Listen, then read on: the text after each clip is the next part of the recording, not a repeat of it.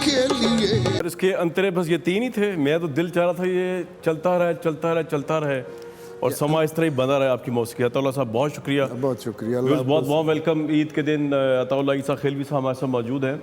हमने इससे पहले ईद के मौके पे आपके सामने लता मंगेशकर जी को, गुलाम अली साहब को, राहत फ़तेह अली साहब को और आबदा प्रवीण साहबा को पेश किया। इनकी इंडिविजुअलिटी ज़रा ये है डिफरेंस कि ये सारे जो लोग मैंने आपको गिनवाए हैं ये बचपन से रियाजत करके सीख के आए हैं, लेकिन अताउल्लाह ईसा खेलवी साहब जो है वो एक यूनिक एग्जाम्पल है कि इनकी आवाज़ में अभी मुझे इन्होंने अभी भी बताया कि 70 के माशाल्लाह ये हो गए हैं, लगते अभी 50 के हैं, अपीयरेंस वाइज भी, सेहत वाइज भी, और आवाज़ तो इनकी माशाल्लाह अभी भी लग रही है। को 18 साल का बंदा ईसा खेल के जंगलों में जो है वो दरिया सिंध के किनारे जो है जो इन्होंने शुरू किया जिस तरह जहाँ से गाना वो गा रहा है। अताउल्लाह साहब कमाल आवाज़ है माशाल्लाह। बस आपकी दुआएं अल्हम्दुलिल्लाह, अल्लाह जल्ले शान की करम नवाजी है। अताउल्लाह साहब आपकी ज़िंदगी को मैं स्टडी कर रहा था, बड़ी स्ट्रगल की लाइफ है।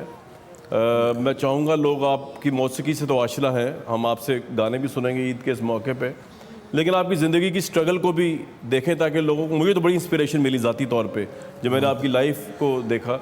14 साल की उम्र में आपने घर छोड़ दिया मौसीकी की वजह से, ट्रक ड्राइवरी आपने की, गुलबर्ग के होटल में आप जो है काम आपने किया, आई थिंक मैडम नूरजहां के चक्कर में उनको देखने के लिए। जी। लेकिन ये स्ट्रगल मैं आपसे जानना चाहता हूँ कि घर में ऐसा क्या मसला था, बहुत ही बुरा समझा जाता था, वालिद साहब बुरा समझते थे मौसीकी को? वो कामरान भाई हम बेसिकली ट्राइबल पठान हैं। जी जी। तो आप अब भी वहाँ मायूब समझा जाता है मौसीकी को। वो समझते हैं कि ये मखसूस लोग आज के दौर में भी? आज के दौर में भी। अच्छा। वो तो होते हैं ना, कुछ तो होते हैं कि मोहब्बत में जनू के आसार, और कुछ लोग भी दीवाना बना देते हैं। तो लोग जिंदा नहीं रहने देते कि ये गलत काम कर रहा है तो इसको नहीं करने देना चाहिए। लेकिन आपके वालिद आपको गाने नहीं देते थे, आप गाया करते थे? नहीं। फिर आप क्या करते थे? जंगलों में निकल जाया करते थे ईसा खेल के? बस वह कोहिश सुलेमान मेरे नज़दीक है, दरिया सिंध मेरे नज़दीक है। मैं कभी पहाड़ की चोटी पे होता था तो कभी दरिया सिंध में कश्ती के छुप सीने के गाते थे वालिद साहब से? जाहिर है उनसे कुछ चंद सर फिरे मेरे दोस्त थे, उनमें से कुछ अब साथ छोड़ गए हैं, कुछ अभी हयात हैं। उनको एज ऑडियंस आप से साथ ले जाकर करते जंगलों पहाड़ों में? उस वक्त कोई ऑडियंस मिल जाता तो गनीमत जाना जाता था, तो उनसे ही फिर इश्तियाक बढ़ता गया। असल में कामरान मेरे एक उस्ताद थे, वो अंग्रेज़ी पढ़ाया करते थे, वो खुद बहुत अच्छा गाते थे। तो एक दिन उन्होंने सब बच्चों से कुछ ना कुछ सुना, तो मुझसे भी सुना उन्होंने। इंग्लिश में? नहीं, इंग्लिश में नहीं भाई, जो तुम्हें आता है वो सुना। अच्छा। तो उस वक्त गाना बहुत मशहूर था सलीम रज़ा साहब का। कौन सा? ऐ दिल किसी की याद में वाह। होता है बेकरार क्यों। ये गाना मैंने सुना दिया। वो उस्ताद थे, साहिब नज़र थे, उन्हें टैलेंट नज़र आया तो उन्होंने कहा बेटा गाना नहीं छोड़ना। उन्होंने मेरे अंदर ऐसी तहरीक पैदा की कि मैंने पूरे सिस्टम के ख़िलाफ़ फिर बगावत की और आज आपके सामने हूँ। अताउल्लाह साहब, मेरा बचपन का फेवरेट सॉन्ग है चंद के था गुजारी रात, वो जरा सुना दें अगर। Thank you. आपने ट्रक ड्राइवरी भी की कुछ अरसा अताउल्लाह साहब? कुछ नहीं, बहुत अरसा की। बहुत अरसा? अच्छा। कहाँ से कहाँ तक ट्रक चलाया करते थे? वो ज़माने में जहाँ सामान मिल गया, कभी ईसा मियाँ वाली से लाहौर का मिल गया, लाहौर से कराची का मिल गया, कराची से कोयटा का मिल गया। उसके बाद सर आपने लाहौर आने का फैसला कैसे किया? लाहौर इस शौक़ में आया था कि उस वक्त लाहौर गढ़ था म्यूज़िक के लिहाज से, फिल्म इंडस्ट्री अरूज पे थी, सारा कुछ था। अब तो कराची में भी कुछ लोग सेटल हो गए, लेकिन उस वक्त लाहौर का तो लाहौर पीक था, हेडक्वार्टर। हाँ, पीक पे था। तो मैं यहाँ आया कि शायद मुझे चांस मिल जाए और किसी असातिज़ा के कदमों में बैठ के शायद मैं कुछ सीख सकूं। मुझे भी शौक़ था कि मैं बाकायदा ABC सीखूं मौसीकी की। आपने बिल्कुल नहीं सीखी हुई? नहीं, ये आपके पड़ोस में है PTV, तो यहाँ तो मैं कई साल बैठा रहा दरवाजे पे, कोई अंदर नहीं जाने देता। अगर किसी न किसी तरीके अंदर चला जाता तो वो कहते थे जाओ, दो चार बुरी बातें कह के चाहते थे जाओ पहले गाना सीख के आओ। मैं कहाँ से सीखता? ठीक है अताउल्लाह साहब, ये फिर ये समझाएं कि बगैर सीखे हुए किस तरह गा सकता है इंसान इतने बड़े? मैंने अपने लिए जो आसान तरीका था, मैं फोक गाता हूँ, मैं कौन सा क्लासिकल गाता हूँ। मुझे तो ये नहीं पता कि फलां राग में क्या कौन सा सुर लगता है। अच्छा, आपको राग वगैरह कोई? मुझे कुछ अच्छा, लाहौर वाली बात रह गई और नूरजहां साहिबा वाली बात रह गई। आप लाहौर एक होटल में नौकरी आपने लाहौर में लिबर्टी लिबर्टी में एक होटल था, उसका नाम तो मुझे याद नहीं। तो मैं वहाँ होटल में जॉब करता था इस शौक़ में कि वहाँ म्यूज़िक होता था शाम को 1 घंटे के लिए, सिर्फ इंस्ट्रूमेंटल वो बजाते थे। तो मैंने इसलिए कि वहाँ से कुछ सीख लूँगा। और दूसरी मेरी सबसे बड़ी जो ख्वाहिश थी कि मैं मैडम नूरजहां को देख लूँ। और उनकी कोठी सामने ही थी। सामने तो आपने दुकान भी वो चुनी नौकरी के लिए जहाँ पे नूरजहां साहिबा सामने हो वहाँ राउंड अबाउट में मैं हाँ जी, वो राउंड अबाउट जो था। सुबह 4 बजे तक बैठा रहता था। वो, अच्छा, नूरजहां को देखने के लिए? वो क्योंकि जाती थी रिकॉर्डिंग के लिए, अल्लाह ने बरी के रहमत करे, वापस किस वक्त आना है मुझे क्या पता। इस हाउस पे बैठा रहता था कि देख लूँगा। तो कितना अरसा आप उस तरह वहाँ पे 5-5 घंटे सोते भी वहीं थे आप, बेंच पे वहीं पे? 2.5-3 साल मैं इधर 2.5-3 साल सोते भी वहीं थे? जी हाँ जी हाँ। तो नूरजहां साहिबा का दीदार हुआ फिर, जिनके लिए आप इतना कष्ट काट रहे थे? वो गाड़ी में आती थी, जूम करके गुजर जाती थी, इतना ही। फिर आपकी उनसे मुलाकात भी तो हुई ना?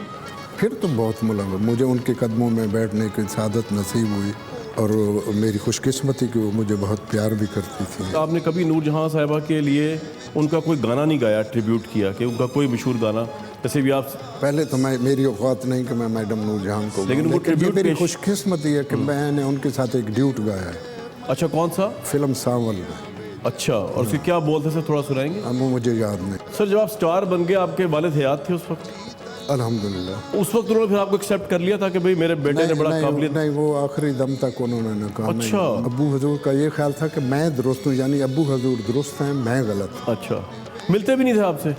मिलते थे वो, बस दुनियादारी। मेरी माँ को अल्लाह बरी के रहमत करे, एक मेरी बहन थी, वो भी मेरा साथ छोड़ गई, तो उसकी वजह से उन्होंने फिर मुझे गवारा करना शुरू किया कि उसकी ख्वाहिश पे उन्होंने मुझे घर पे बुलाया और कहा कि ठीक है तुम लगे रहो, लेकिन मुझे वो ना करना, ना मुझे सुनाना कभी। सर, ये गाना बहुत लोग सुनना चाहेंगे, मेरे फेवरेट है, ज़िंदगी का जनाजा उठेगा। अगर आप इसके बाद मैं आपसे पूछूंगा, ये जो आपने जनाजे उठाए ज़िंदगियों के, ये कफन दफन जो लगाया आपने, जो दिल आपका हिला हुआ था, ये इसकी दास्तान क्या थी? थोड़ा अगर लोगों के साथ शेयर कर सकें।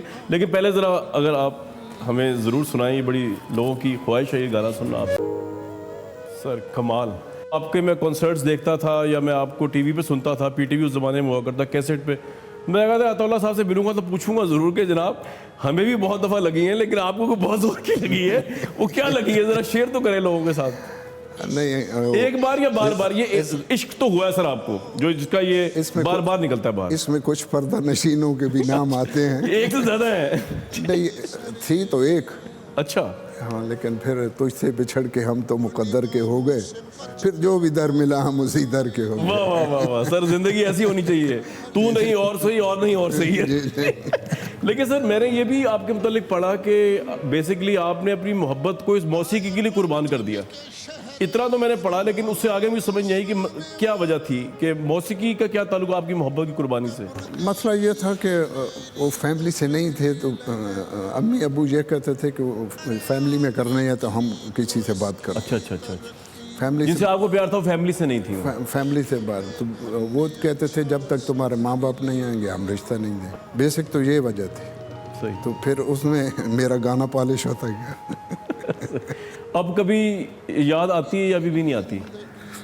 याद तो आती है। भूले तो नहीं आप? नहीं। इश्क ज़्यादा साफ सुथरा कोई रिश्ता नहीं है नहीं। कि आप इश्क के लिए आपको किसी शख्स के पास फिजिकली होने की ज़रूरत भी नहीं है, नहीं। तखय्युल में ही पहुंच के बिल्कुल दिल कनेक्ट हो जाता है। जी बिल्कुल। तो बड़ा साफ सुथरा रिश्ता है ये।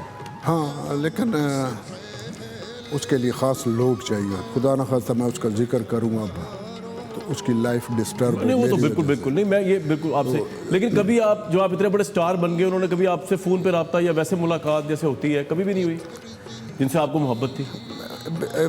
मेरे एक दो शो इस मुल्क में नहीं है, पाकिस्तान में। वो पाकिस्तान में नहीं है? नहीं। अच्छा। तो उनके मुल्क में जब मैंने शो किए थे तो एक दो शो पे मुझे नज़र आई थी दूर। अच्छा, दूर से? तो आप मिले? नहीं, देखना भी तो उन्हें दूर से देखा करना, शेवा इश्क नहीं हुस्न को रुसवा कर। वाह व्यूअर्स, आप अताउल्लाह साहब के साथ हमारी महफिल जो जारी है वो भी महसूस हो रहे होंगे। एक ब्रेक लेंगे। अभी आप इनके सराइकी और पंजाबी गाने सुन रहे थे, लेकिन अताउल्लाह साहब ने एक उर्दू का गाना भी गाया और वो गाना इतना हिट हुआ कि हिंदुस्तान में भी उसको नकल किया गया। एक ब्रेक के बाद। ब्रेक पे जाने से पहले व्यूअर्स, मैंने आपसे कहा था अताउल्लाह साहब ने उर्दू के बड़े गज़ब के गाने गाए और एक तो गाना उनका जो है वो इतना सुपरहिट हुआ कि हिंदुस्तान में उसको कॉपी भी किया गया। वो फिल्म जो थी वो इसी गाने पे चली। सर ये गाने से ना सोनू निगम को ब्रेक मिला था ये हिंदुस्तान में उन्होंने गाया था गाना ये। जी जी जी। कितने घंटे आप लगातार स्टेमिना आपका जो है आपने रिकॉर्ड बनाया हो जो? सामाइन में आप जैसे खूबसूरत हो तो मैं सारी रात गा सकता हूँ। वाह वाह वाह सर, ये प्रोमो की लाइन बनेगी जो आपने बोला है। कामरान जवानी में तो 4-4 घंटे भी गाया है। तो ये बातें हैं तब की जब आतिश जवां था। आप रियाज अभी भी नहीं कभी करते? नहीं, ये तो आप वैसे मिरेकल है ये अल्लाह जल्ले शान वो जैसे चाहे नवाज।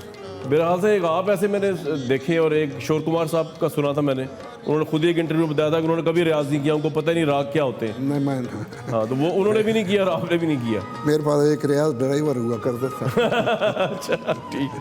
तो सर कुछ और अगर आप दिल से सुनाना चाहें, लोग बड़े मुंतज़िर होंगे। सर कमाल, आपके वालिद तो बड़े सख्त थे, आप कैसे वालिद हैं? मेरी ये कोशिश थी कि जिन महरूमियों से मैं गुजरा हूँ वो न गुजरा। बड़ी अच्छी बात है।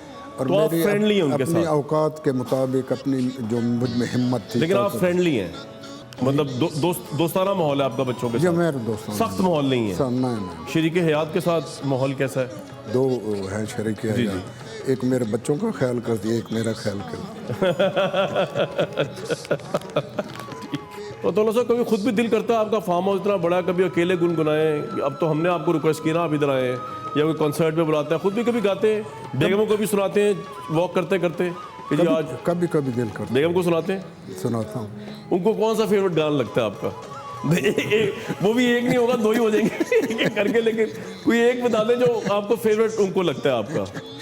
ये तो वो ज़्यादा बेहतर बता सकती ये आपसे बार बार सुनती तो होंगी, ये बात नहीं है तौला साहब, बल्कि आपने कभी मनाना भी होता होगा तो आप वही गाते होंगे गाना, आपके पास तो स्टाइल यही है। नहीं, मैंने अब मुलाकात हुई तो पूछूंगा तुम कौन सा गाना पसंद है। काफ़ी अंडरस्टैंडिंग है फिर आपकी, तो आपको अभी तक यही नहीं पता कि उनका फेवरेट सॉन्ग कौन। तो सर कुछ और अगर आप दिल से सुनाना चाहें, लोग बड़े मुंतज़िर होंगे। अताउल्लाह साहब के साथ ईद के दूसरे दिन भी मुलाकात जारी रहेगी, उनकी खूबसूरत आवाज़ हमारे साथ रहेगी। मिलेंगे आपसे कल ईद के दूसरे रोज़।